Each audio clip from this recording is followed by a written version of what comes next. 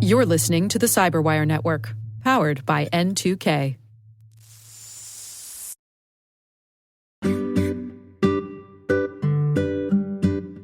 Hi, my name is Kiersten Todt, and I'm the Managing Director of the Cyber Readiness Institute. One of the things that was both exhilarating and created some awareness for me was the power of people to make change at the state level.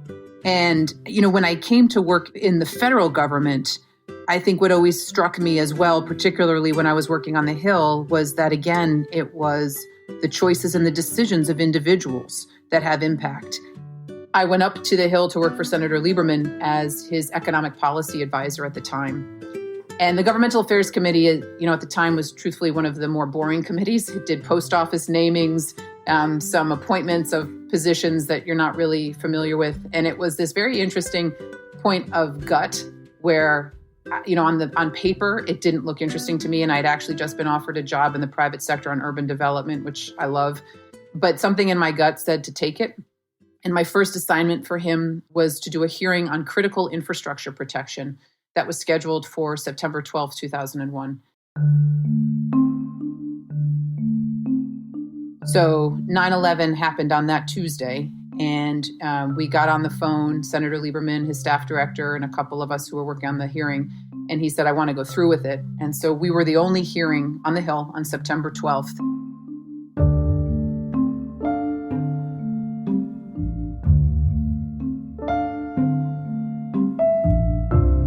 And it was a very different hearing because we were supposed to have witnesses flying in, and we just had two witnesses who could get to the Capitol.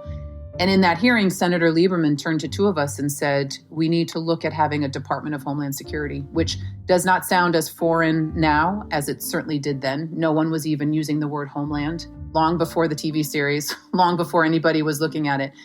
And so I ended up working on the legislation to create DHS from September of 2001 to November of 2002, right up until President Bush came out with a counter to the DHS proposal in June of 2002.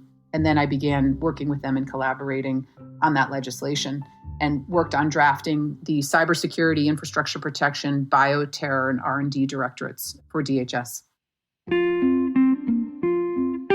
So working on that legislation, I became involved in cybersecurity and risk management and emergency preparedness. And I moved out to California and worked with the governor's office on that, and then began getting more involved in cybersecurity as the intersection with physical security. So as I was looking at risk management and emergency management and homeland security from a physical side, that quickly merged in over a couple of years with the inextricable link between cyber security and physical security.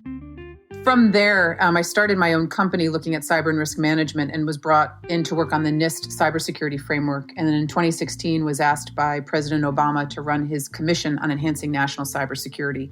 And following that work, several of the commissioners and myself launched a nonprofit called the Cyber Readiness Institute, the mission of which is to convene senior leaders of global companies to provide free tools and resources for small businesses.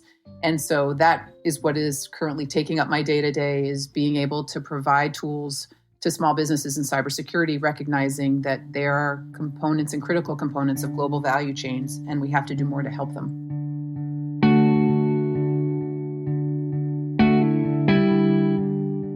I think what's important to remember about cybersecurity and policy and where these issues are is that the two critical elements to them are it's about problem solving and building solutions. And what that means is that's a pretty interdisciplinary field. And so what I would encourage individuals who are interested in this space to look at for themselves is recognize that there are a lot of skill sets and capabilities that are relevant to cybersecurity. And historically, we haven't done a great job of attracting the diversity of skill set. We tend to think it's about, science and technology and engineering, but sociology, psychology, history, politics, all of these aptitudes are really critical to cybersecurity. And so being honest with yourself about what your aptitudes are, and then being able to feature them and position them as opportunities for building out innovation in this space. I would always encourage everybody any individual to go after what you really want to do.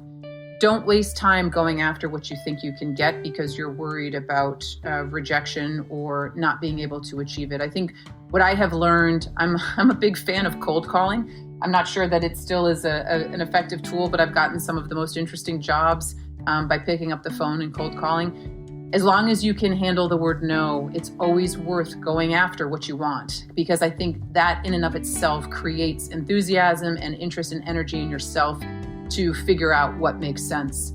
And I think sometimes as humans, we tend to self-select ourselves out of opportunities. But I would encourage everyone any person to really go after what they're most interested in, or at a minimum, talk to the people who have the roles that you aspire to have or to achieve.